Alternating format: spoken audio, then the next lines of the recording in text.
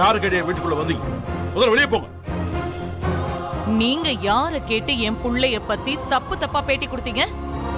அது மட்டும் இல்லாம நியாயம் கேட்டு வந்த சிந்துவ அடிச்சு அவமானப்படுத்திருக்கீங்க. ஏய், என் வீட்டுக்குள்ளே வந்து என் பொண்ணு மேல கைய வச்சா நாங்க சும்மா விடுவோமா? அதான் அடிச்சு விரட்டணும். இன்னொரு தடவை இந்த பக்கம் வந்தார்னா கைய காலெல்லாம் உடைச்சுதான் அனுப்புவேன்.